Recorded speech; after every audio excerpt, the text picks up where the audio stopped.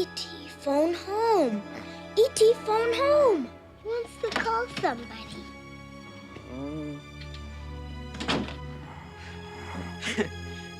What's all this shit? E.T. phone home. Oh my God, he's talking. What is going on, movie lovers and butt smokers, and welcome back to another episode of 5 on It. We are your hosts. I am Francisco. And I'm Sir Frazier. And on today's episode, the Oscar snub train continues. We are going back to 1982. We are reviewing E.T., the Extraterrestrial. But before we dive into that, don't forget to subscribe, hit that like button. That helps the show out. You know, help us get out to all those eyeballs, to all those other butt smokers and movie lovers. Mm-hmm. Drop a comment. Drop your score below. Maybe some of your highlights. Maybe some of your lowlights as well. I don't think Sir Frazier's going to have too many lowlights because this is, I think, one of his all-time favorites. Top 10? Oh, definitely. This is in your top 10? This is my top 10, yeah. Oh, for sure. Absolutely. But before we go into that any further, Sir Frazier, tell the people what we're smoking on. Man, we're trying out a new brand. This is came courtesy of a friend, Jerry's Donuts. This is some really good flour. This strain is called Tropic Halo. But yeah, it hits smooth. It's a 2-gram pre-roll. Yeah, it's pretty damn good so far. Packaging is good. Yeah. Hand rolled. But yeah, that's what I'm smoking on. That's what we're smoking on right now. But yeah, man, just to dive into this movie, there are going to be spoilers. So those of you who haven't seen this movie, definitely keep that in mind. It's also, I would highly recommend you stop this and go watch it immediately or rewatch it, whichever it may be.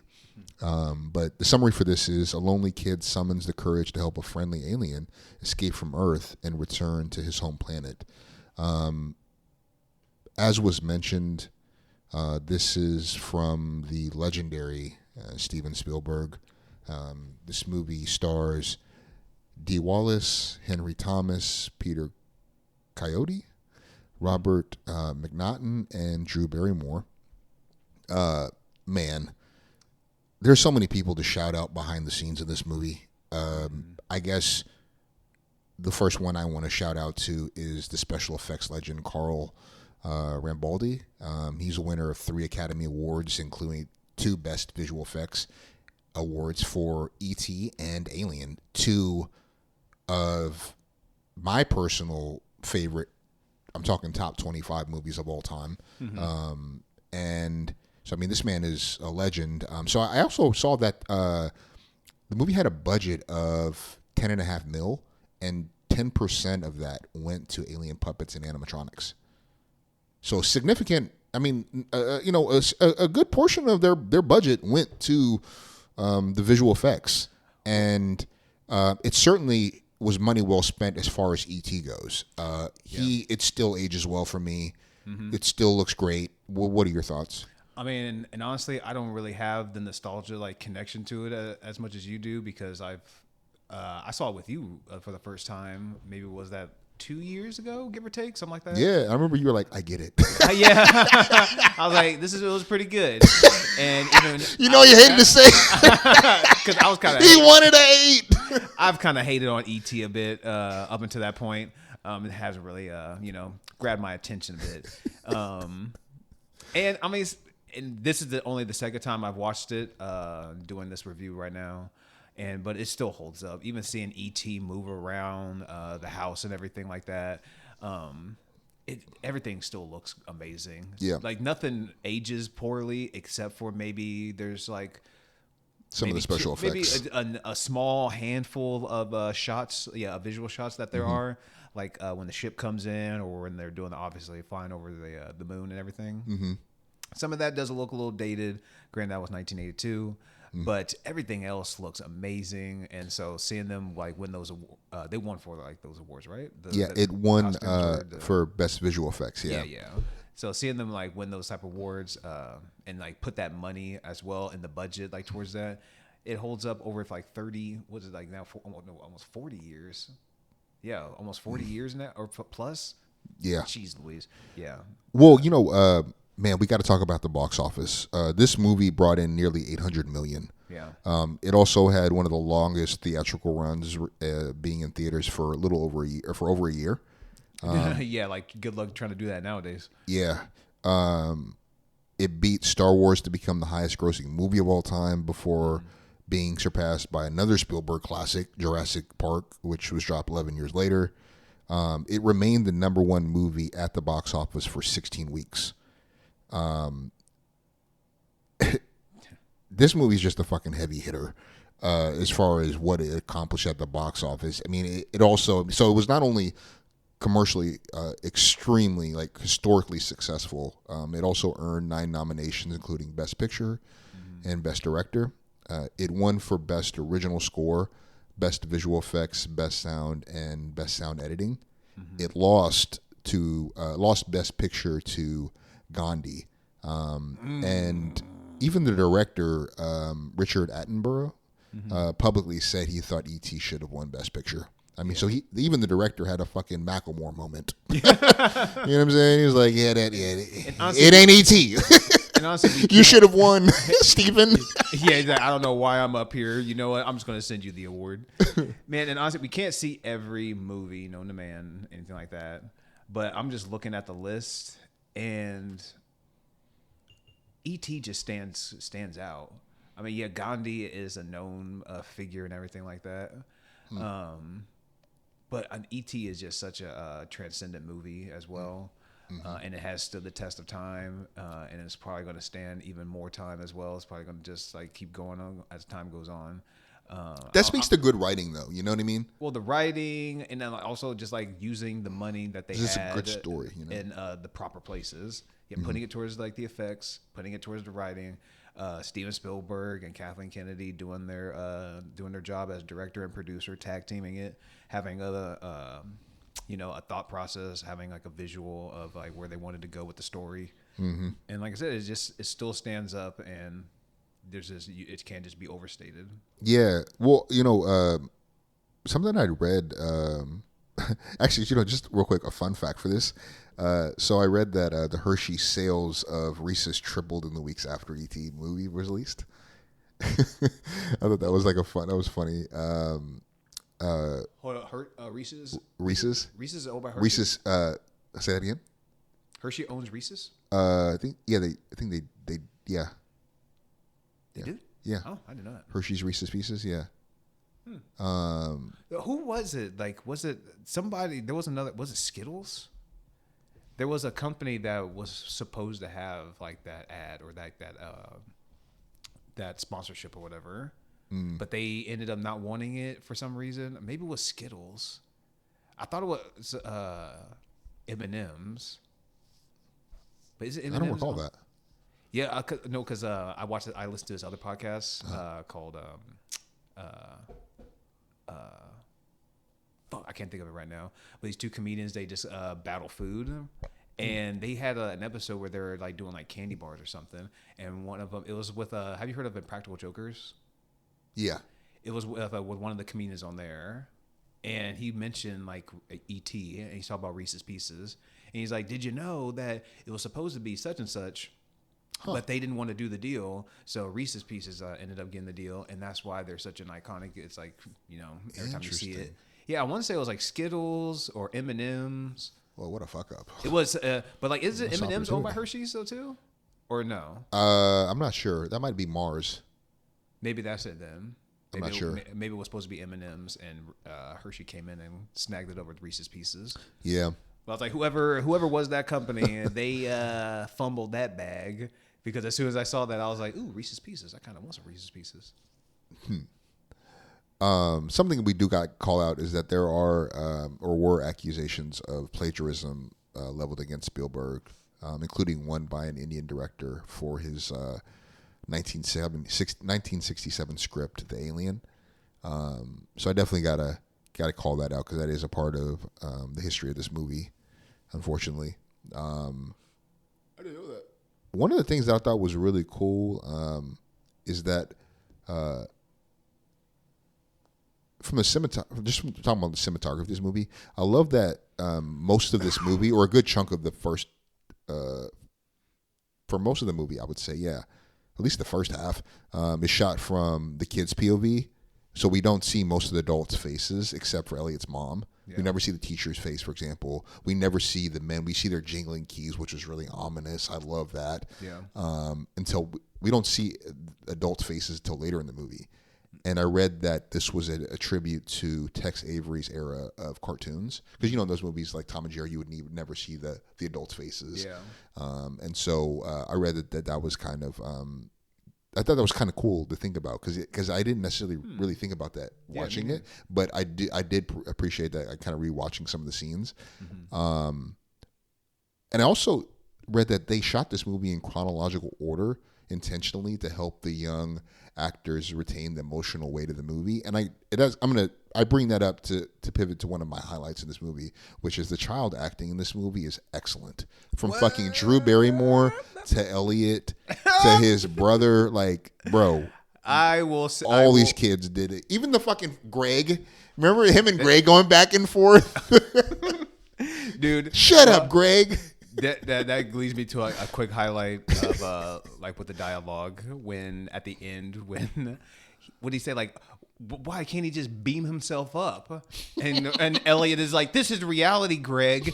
And I was like, bitch, you were just an alien just came down and you were just flying by, or like not over the moon literally, but you were just flying and cruising on your bicycle with the fucking alien. And you want to talk about reality? Shut the fuck up, alien.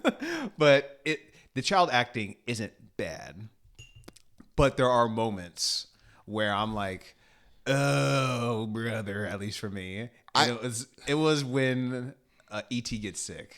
Mm-hmm. And Elliot is just like, he came to me. Oh, yeah. I'm like, somebody shut this kid up. Oh, man, the emotions like in that movement are so intense. But I really love, like, one thing I have to say about the acting is that it felt authentic. Like, there was moments, for example, we talked about some other movies with kids, like Child's Play, where Andy just wasn't as, there were some moments here and there, but clearly, like, these kids they just seemed much more comfortable, and it felt, like, again, more authentic. Yeah. And you see that in their interactions with their mom as well as with each other and their friends. Mm-hmm. Like, I love where he's like, maybe it was a leprechaun. It was nothing like that penis breath. Yeah. Like, even the mom laughs. I know. Elliot, That's what I thought that was such a great touch to it. You could see, like, these two brothers, and the movie sets off right where, oh man, this movie for me, bro, when I rewatching this, and even, like, separate from nostalgia, like, this movie it's movie magic when I think about this movie. I think it touches on so many strings, and at its bedrock, I think this movie is a story about friendship and acceptance. Yeah. And I think that is such a powerful theme in this movie, similar to in the way that, like, the Toy Story franchise has really given us the story of Woody and Buzz. Mm-hmm. Like, that's a story about friendship. Yeah. At a really granular level, and I think that those movies with those kinds of storylines, they can. I mean, it helps them stand the test of time. Yeah. Well, like I think they highlight their friendship even more so by having that literal connection between the two of them. E.T. clearly like an empath. Yeah, and like when you see them, like, literally, I mean, you obviously have the sad scene towards the end when, like, they're both kind of dying, but then when Elliot starts coming back and E.T. still is like dying as well, that's a sad moment. But a funny moment with like them having that connection was when Elliot's in school and E.T.'s just going through and raiding the fridge. He's drinking the beer. And he's drinking the beer, and you see Elliot kind of having, like, the reactions to it, and you're showing that, like, oh, they have, like, this some sort of, like, emotional connection that's, like, he can feel what they're feeling. I guess almost like how, like, they say with, like, twins in a way.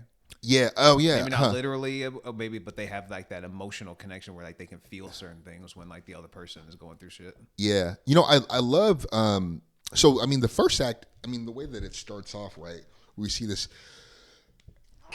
alien race in this forest kind of seemingly exploring. And then all of a sudden we see these cars pull up, and goddamn, dude, the score. I got to shout out to the legendary John Williams, who's given us some of Hollywood's most iconic scores. I'm talking Jaws, Star Wars, Jurassic Park, Hook. Oh, also the first two Home Alone movies.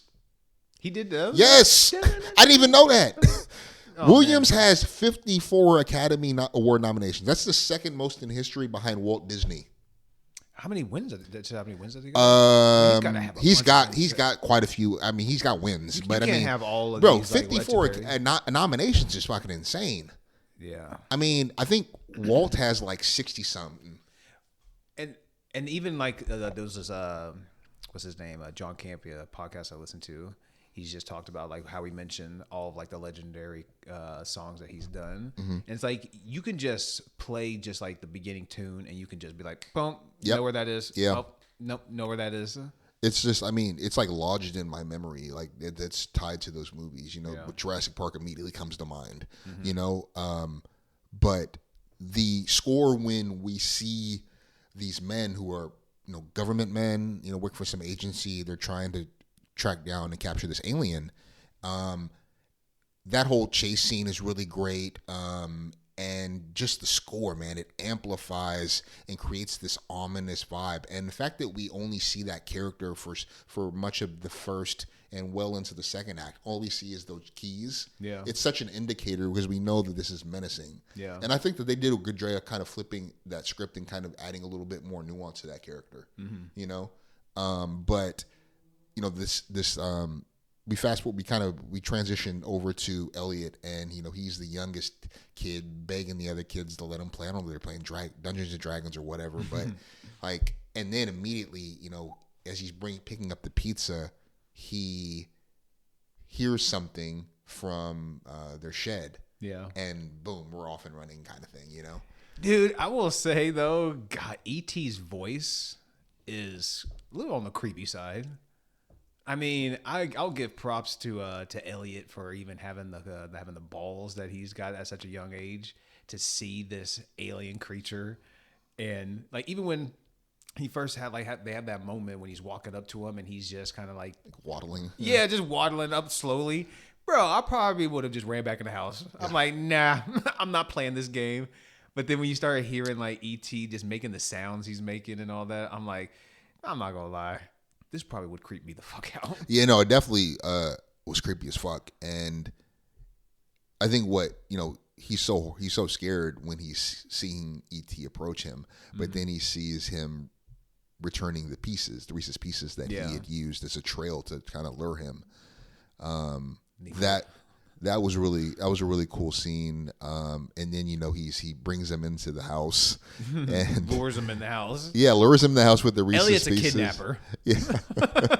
a And he's trying to explain to his family, what's going on, and that's where that scene where before he even gets him in the house, he's telling them what he saw, and his brother's just being a dick. And there's also that really interesting dynamic too, where Elliot makes the comment about, I can't tell Dad, he's in Mexico with Sally, his new girlfriend, man. And that was just like a fucking low blow to the mom. Dude, and then the brother's like, "I'm gonna fucking kill you." But that's also, I mean, that's some real shit, though. You know what I'm saying? Like, you can imagine a scenario like that happening where a kid says that and the hurt that it causes the other parent. Yeah. Maybe you just probably imagined it. I couldn't have imagined it. Maybe it was a pervert or deformed kid or something. A deformed kid. Maybe an elf or a leprechaun. It was nothing like that, penis breath. Elliot! Sit down. Dad would believe me.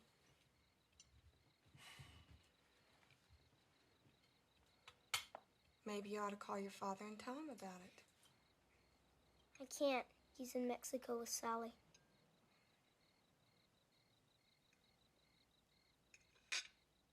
Just being a kid, not thinking. Dude, and it's kind of, I mean, it's sad like how that plays out, how like even she mentions that like he doesn't even like Mexico. Mm-hmm. But then there's another moment when she gets into the car and she's like leaving and she's just like Mexico. Dude, that shit made me fucking crack up how like she just brought it all back full circle and everything. How it still just bothers her, but in a funny way. Yeah. I love the dynamics with the Kim and his brother's friends. They're fun throughout this entire movie. Dude, even we mentioned like the scene when they're pretty much eating dinner or breakfast, whatever you want to call it. I can't remember off the top of my head. But when they're like penis breath and all that shit, Drew Barrymore stands out even at a young age. Oh yeah. To see her like still having like the career that she's had is still great to see. But how like she is just like her lines are funny as she's hell. just echoing what they're saying, like alligators. I just want to give her a little some flowers too, because even though like she just not given like a huge role, but she is like one of the standouts from it because obviously She brings comic relief. Yeah, she brings some comic relief, and she's become a huge star just from this movie. Oh yeah. This launched her career. I think after this she went on to do, was it Firestarter? I think was when the next movie is. Yeah. So I think I read something along. So I guess,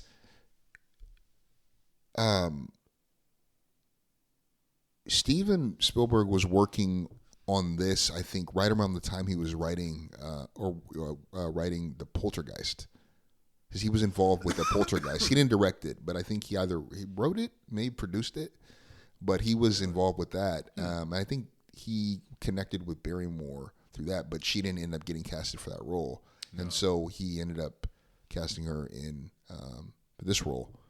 But I love the scene where this poor mom is like, she's working her ass off, and she's just like so overworked raising these 3 kids by having them to herself, and she's like unpacking the groceries, and the girl, Drew Barrymore's character, is trying to tell her about the alien man, and he's right there, and she's like, I think you killed him, when she hits him with the fridge door. Dude, that was another highlight, man. When I said, I just wrote on here, E.T. raised the fridge.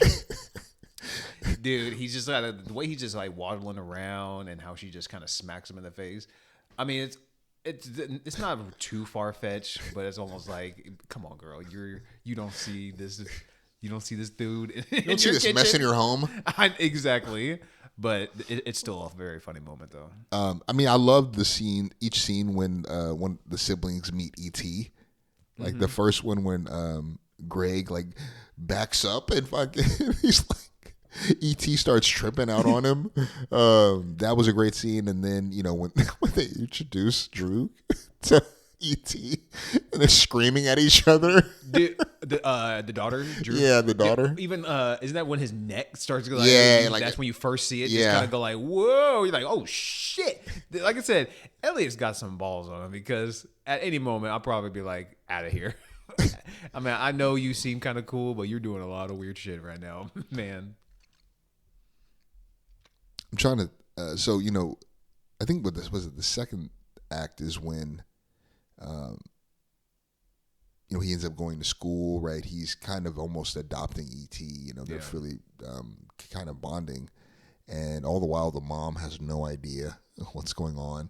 But we keep getting cuts to those government men who are searching, and they find the Reese's Pieces, and so they're in Act 2. They start, they're going through the neighborhood, and they are essentially spying on all the neighbors because they believe the ET is in this community. It's in one of these houses. Yeah. And what did you think of the school scene where ET and him, like, they're drinking the beer and he's like trying to free the frogs? Because the Act 2 is my least favorite. Objectively, like, it's my least favorite. The first and the third one, excellent. Yeah. This one is a little. I think I could have gone without some of it. Well, I mean, that's where I feel like it'll come into play in my final score. I feel like they could have maybe tightened it up just like a little bit, because like I said, that second act did feel a little bit on the long side. But the scene with the frogs, that shit was hilarious. I'm watching White Lotus right now. Are you watching that by chance? But there's a scene where the dude, he smokes like, I guess probably some weed that might have been laced, and he sees all these like snakes, these poisonous snakes in like these cages, and after a while he just starts releasing all of them, and I'm just like, oh my God. It just reminded me, I was watching the same thing when I was when I watched like the frog scene. I was like, oh my God, this reminds me of fucking White Lotus with the snakes. But it was just such a funny moment, but also just like, I don't know, it just kind of had to make me feel a bunch of different type of things. Just because, I mean, seeing it actually as a scene just playing out is funny and all that type of stuff. But I'm also like being one of the kids in the moment. I'm like, damn, you just threw this little chloroform rag into this frogs, and now they're like, oh yeah, It's a different era. Yeah, like they're not gonna hurt cheap anything. And they're like, dude, you're about to just slice open this frog. I'm like, what are you talking about? Still breathing right now. I know. I don't know. The scene made me feel a bunch of things. Yeah.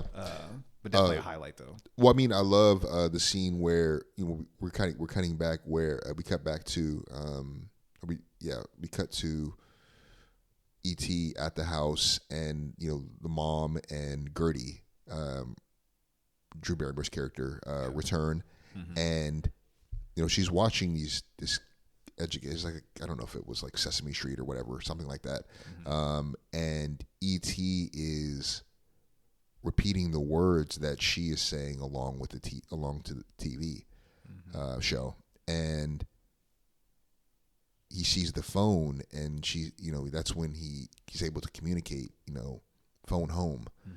And I thought that was a really cool scene. And then when Elliot returns from school and he hears E.T. in his sister's room, and you see him all dolled up. That was a funny scene. What have you done to my boy? He was not having it. He was not about that. See, at this point, like like I said, when he starts like talking and everything, I mean, he's not saying like full on sentences and everything like that. It's broke. Yeah, he's like, still, his voice is just like, oh my God, still on the creepy side. But just seeing him how like he's trying to like communicate, and then now they're trying to find a way to how he can get back home. Well, yeah. Now they end up helping him. They assemble the equipment, or they gather the equipment that he needs, or anything that they have that could help him build, the communication device, right? And that's when the government men overhear that conversation. They hear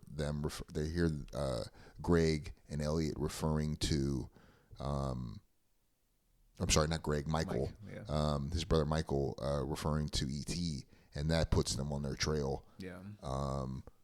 But all this kind of leads up to the plan, right? They get the device built, and Act 2 kind of ends with them going out on Halloween.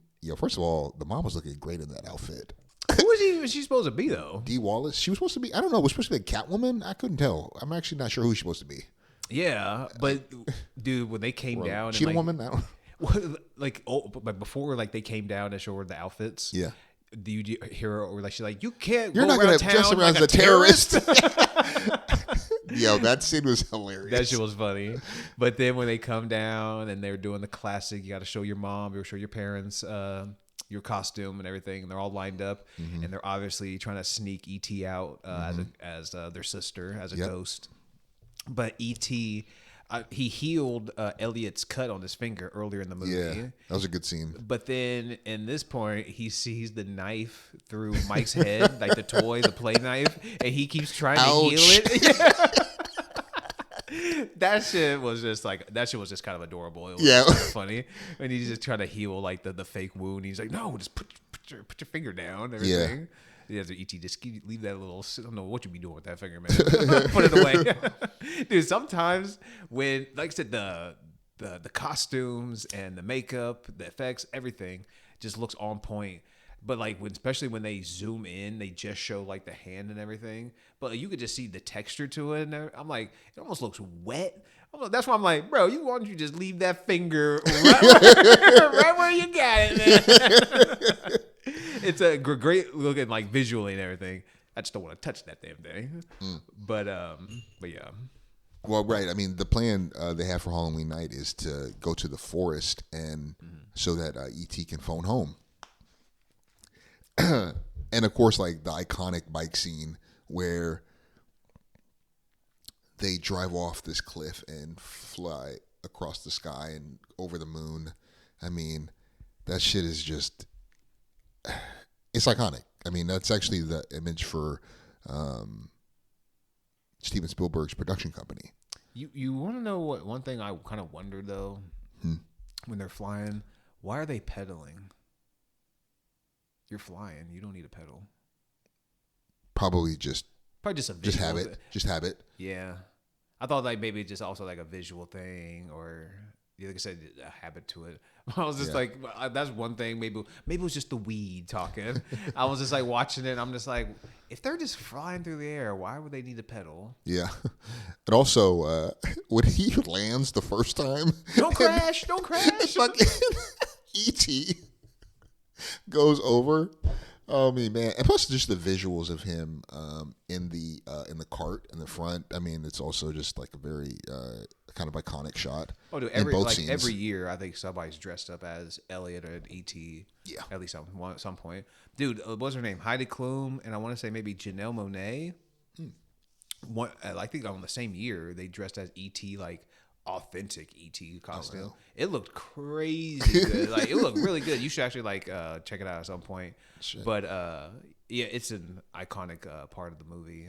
Like I said, it's everybody dresses up as that at some point. Yeah, on Halloween. I could definitely see it. It was also fun just because that movie just immerses you in that moment of Halloween and seeing all the costumes in the community, like the little Yoda. That was really fun.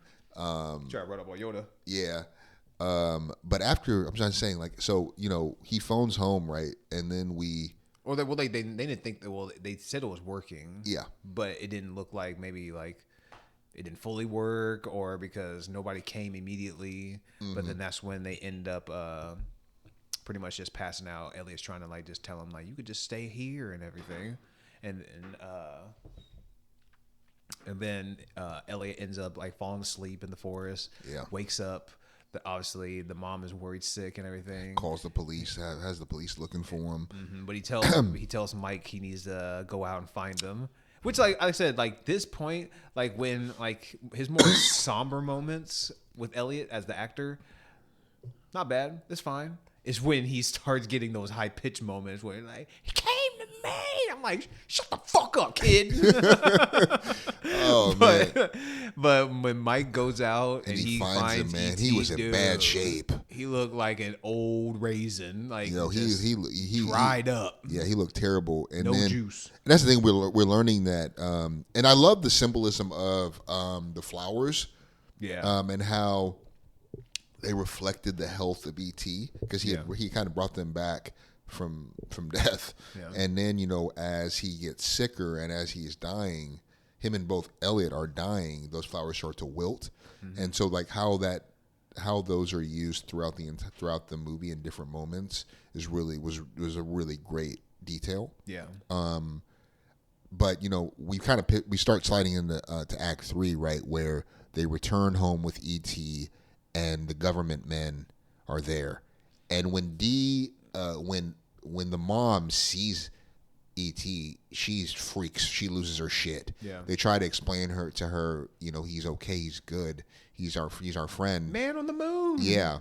She fucking gets the kids or hurrying out of the house, and boom. Yeah. That's such a great moment. Yeah. You see the astronaut, like. I was thinking. I also wrote that down as well. In that moment, I'm like, I'm sympathetic towards the kids and also as like the viewer, we know E.T. doesn't mean any harm. He's there just to help. The kids are trying to help him and all that stuff. But I'm also just thinking as a parent, if I just stumbled on this, of course, it's like, we're getting the fuck out of here. But then when she opens the door and those dudes in the spacesuits just start coming inside, I'm like, I would maybe start swinging her to do something, man. Like, that's just To be such fair, a, she's got Gertie in her hands. yeah, that is true. You know what I mean? Like- I'm not like trying to like shit on her or anything like that, but it's just such a wild moment where it's And like, they're coming through all the windows and doors. especially, yeah, as a parent, like literally everything was just fine. She was just in the kitchen, just like having like a drink, like some water or some shit. And then Mike comes down, your son comes down, and is just like, oh, you know, I got to show you something. You're like, oh, what can it be? Mm-hmm. And now you see another creature dying. Your son is sick. Your other two kids are in there. They're trying to say this and that. You go downstairs. Dude in spacesuits are coming out of every goddamn hole in your house. Dude, it is such a wild moment, but It really is. like a huge highlight. But you're just like, I'm just thinking like in that moment of craziness, like, oh my God, what would I be thinking?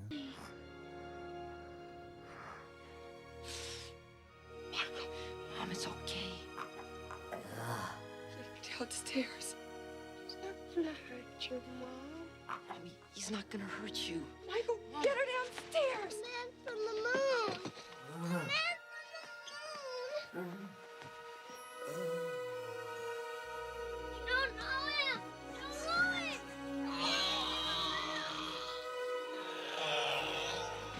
You can't leave him alone.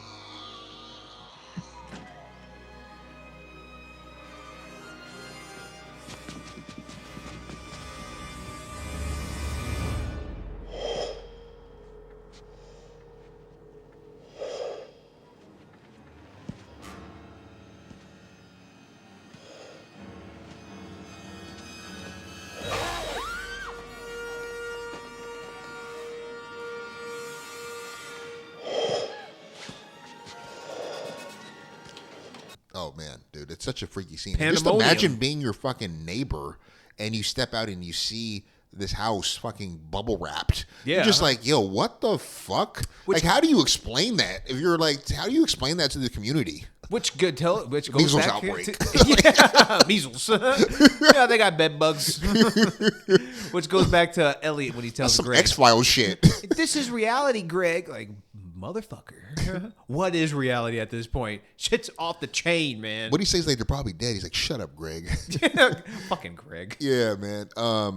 Dude, that whole that scene right where, I mean, again, going back to the score, man, the way the score just ramps up the tension whenever like those government figures are around. Yeah. You can see the influence of this movie on one of, I think I can say, both of our favorite shows in Stranger Things.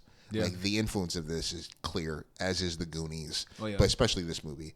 Didn't he do that other like older movie like Encounters of the Third Kind? Close or Encounters of the Third Kind, yeah. Didn't Spielberg do that? Yeah, too? he did that, yeah. Yeah, so I'm sure there. I haven't seen that movie. I'd be down but to I'm review sure that. there's I've never probably, seen that all the way through. I'm sure that maybe like some some visual similarities to it, like how maybe like there's some how things are shot and stuff. Mm-hmm. I haven't seen it, but yeah, I'll definitely be. It's Spielberg. I'm probably be down to watch damn near anything that he does. I didn't even realize until I got older that he did Amistad and Color Purple. Yeah, I knew And he it's did like, Color Purple. I forgot he did Amistad. Man. Yeah. It's just crazy. I mean, Super 8. Oh man, he's done some incredible stuff.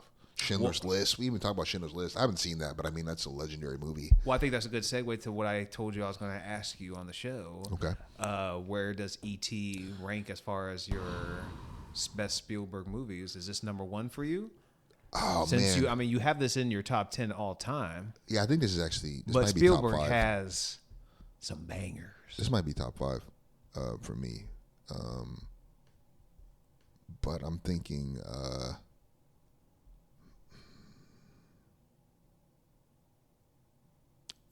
dude. I'm going to say E.T. because I love Jaws. I think Jaws is a great contender. Jurassic Park is just, the first one is just it's a great movie. Catch Me If You Can. Catch Me If You Banger. Can. He's got a lot of great movies, Hook. but Hook is Hook is fucking legit.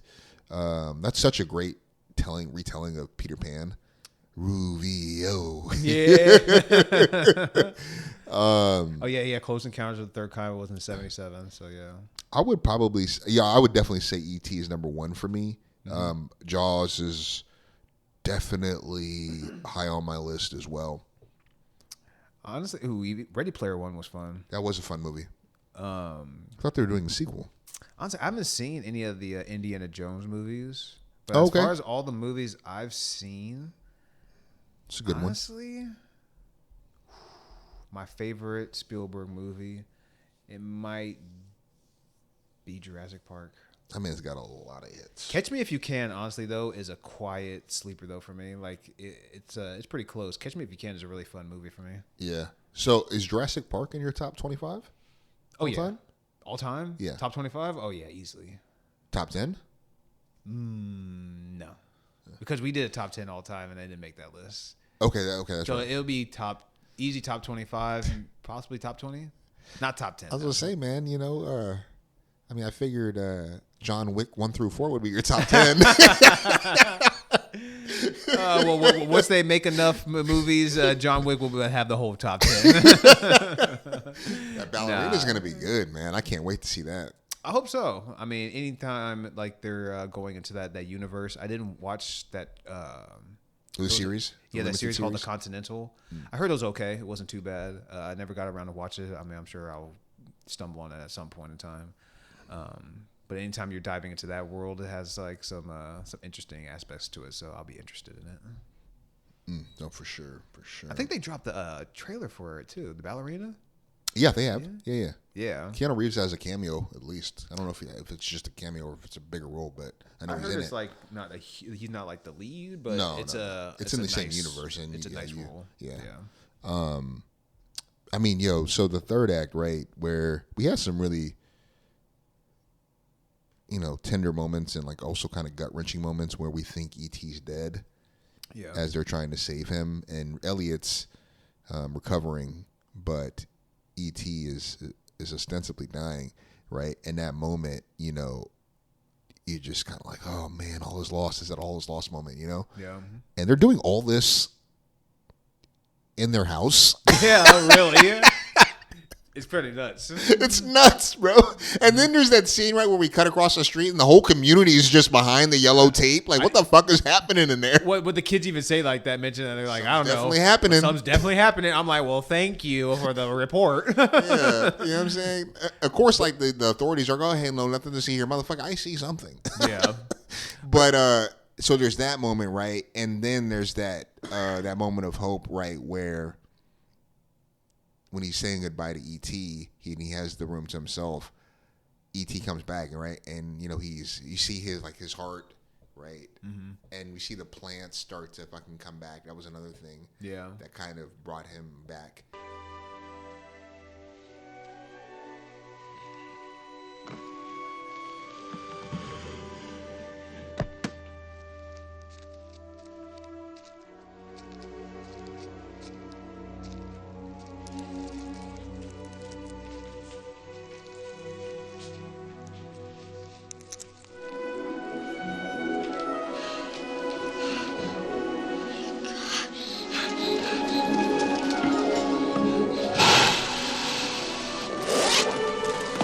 E.T. phone home.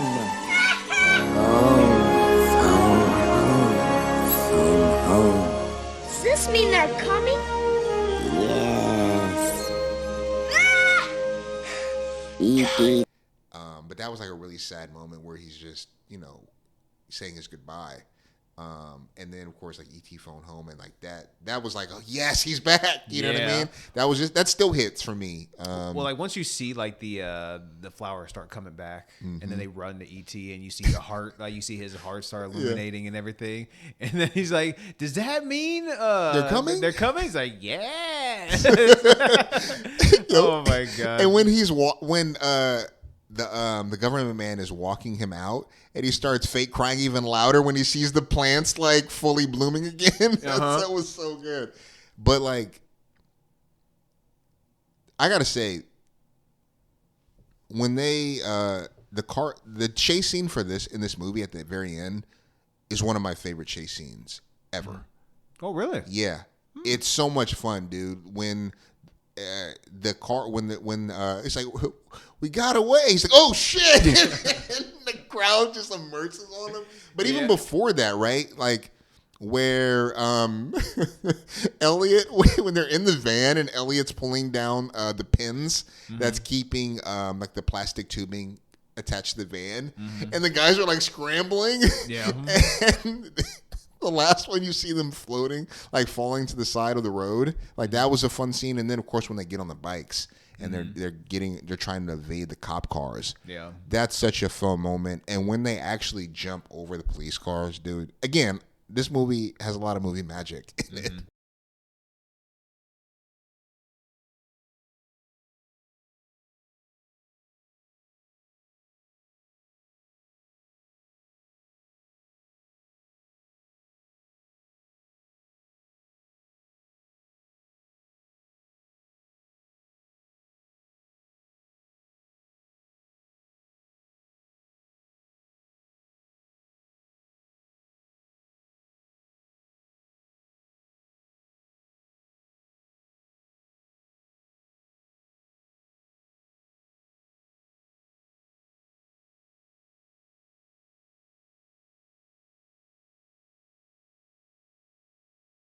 It's like those scenes are just so iconic, man. It's like, Yeah.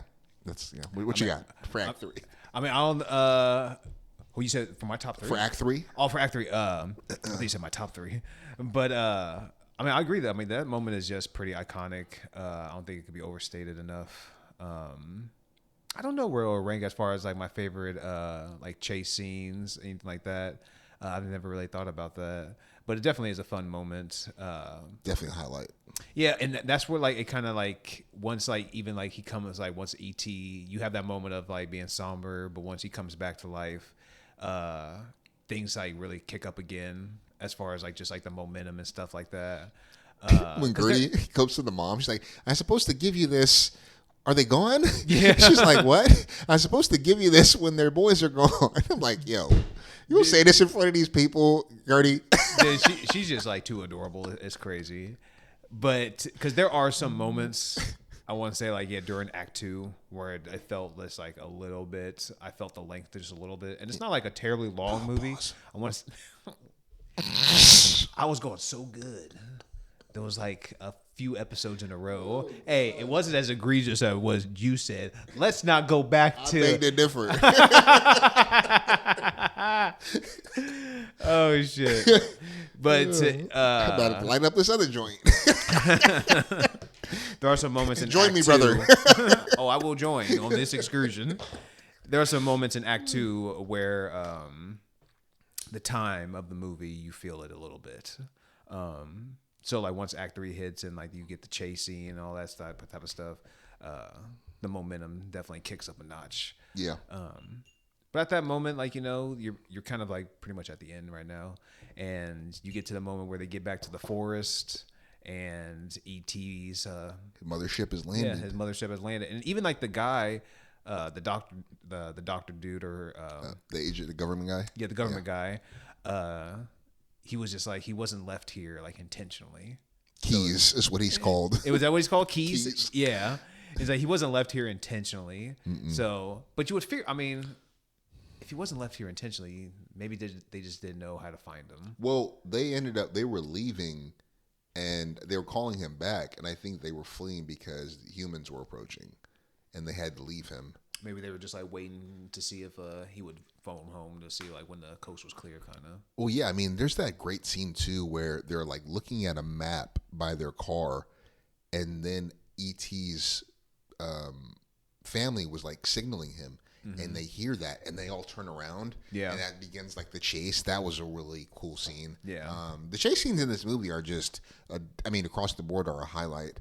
I know that the visual effects of the spaceship. And some of the bike scenes when they're flying definitely feel dated. You can see the deficit in special effects there, and with like a modern eye. But I don't think it doesn't impact the story for me. It doesn't really. Yeah, it doesn't impact the story at all, really. But honestly, like we were talking about it off mic a little bit, and when I go and like watch that, it's not really the spaceship that bothers me. It's more just like the people. The people feel like they're just completely digitally just like placed there. But I don't know the ins and outs of it. Maybe it's one of those like Last of Us things with the the giraffe. Maybe the people are real. The people were really at that moment, and like the ship is like actually obviously the ship is in or digitally, but the scene just looks actually kind of clean for the most part, in my opinion. It's just the people that look a little bit on the offside. No, I can see what you mean. Yeah, and even when like they're flying like over the moon and like during that scene, or when Elliot does it for the first time with ET, yeah, it feels dated, but it's almost like comedic too at this point. Like it just kind of adds to the humor. It just adds to the I can't think of the word I want to use, but it just gives it that little bit of like charm. Yeah, I agree. Yeah. That's a good word for that. Yeah, I agree. But do you want to? I don't really. I mean, I think we kind of already. I talked about my negative, and that's really just. I think Yeah. they could have trimmed Act 2 a little bit. Yeah, I feel like they could have maybe like tightened it up a little bit with the time. I think what saves it is the humor of ET and just him connecting him bonding with the other kids. Yeah.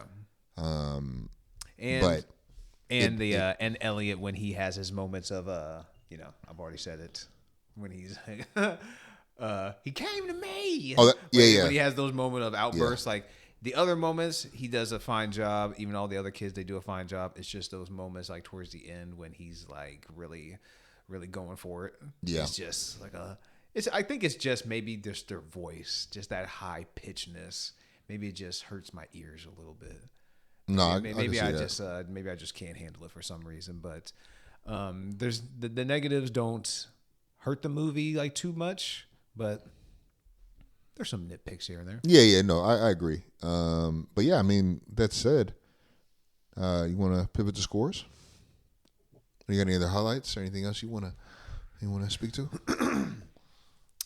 No, I think we covered everything I wanted to talk about for the most part. I will lead off the scores. Shit, this shit got me going a little bit. I'm going dope to go. Poster too, by the way, just to get that out the way. That's another highlight I definitely want to acknowledge. Yes, that is true. I definitely made that a moment or a note during the Endgame review.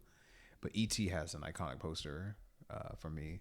If we were having if we were filling like a 5-on-it studio, and we were putting up a bunch of movie posters, ET would be one of them. Jaws would be one of them. Jurassic. Probably Jurassic Park. I got to give it. The first one is very iconic. I think it's the first one. It's not great, but I mean, the first Terminator. Ooh.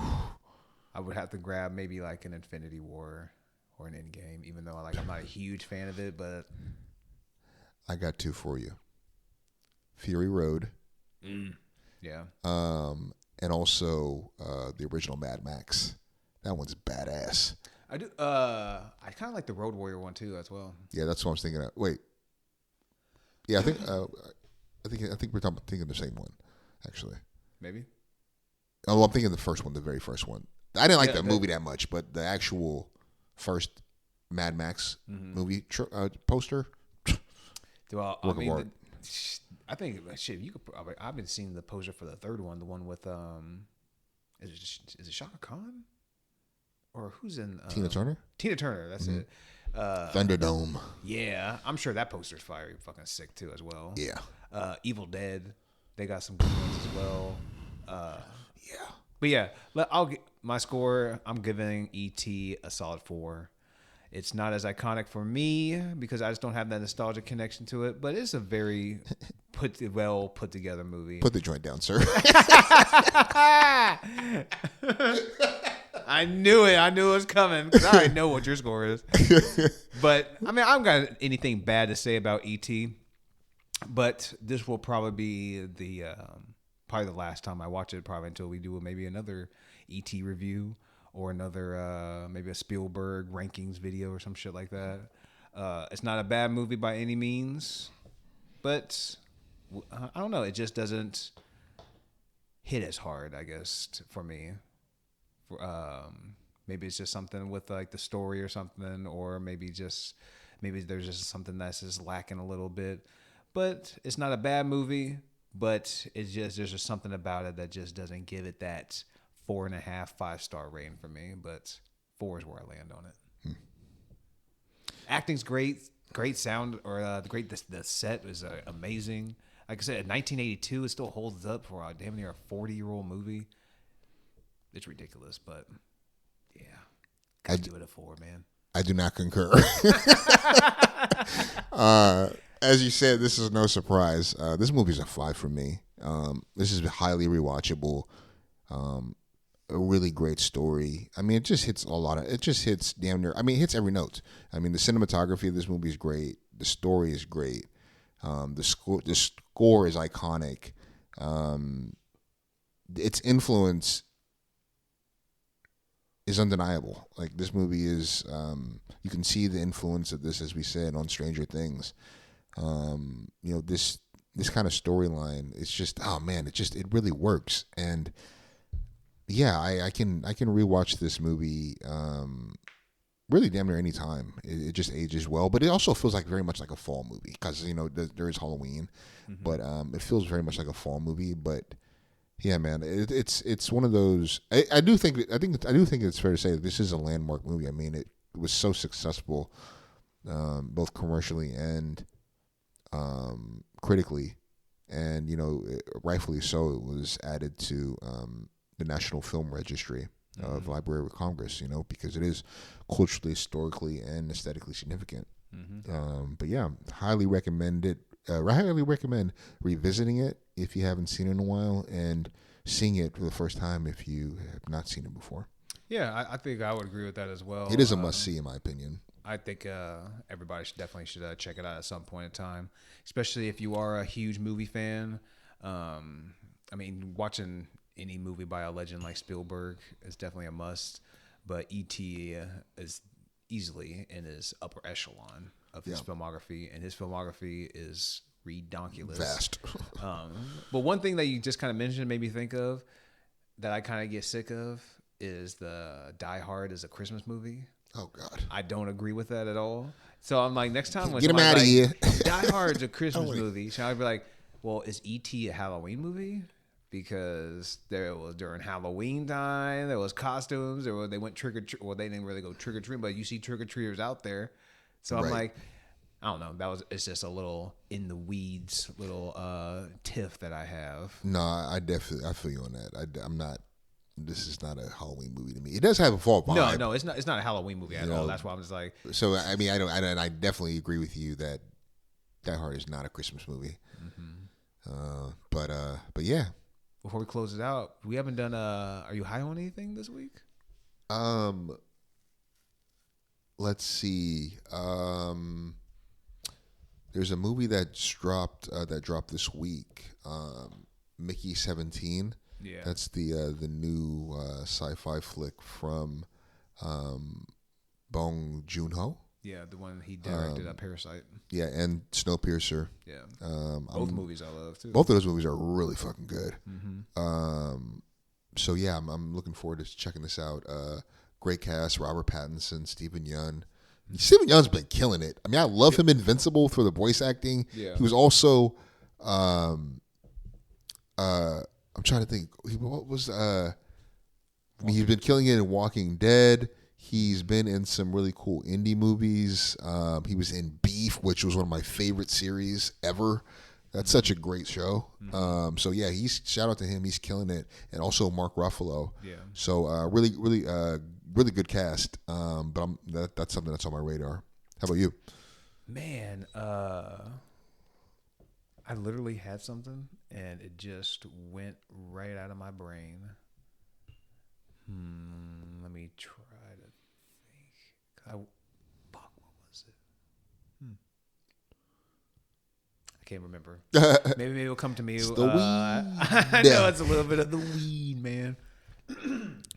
All right. Shit, but maybe I'll think of it in these next few seconds while you're taking us out. Well, I was going to say, thank you for joining us for this week. Stay tuned. Next week, we're going to select another Best Picture Oscar snub, in our opinion.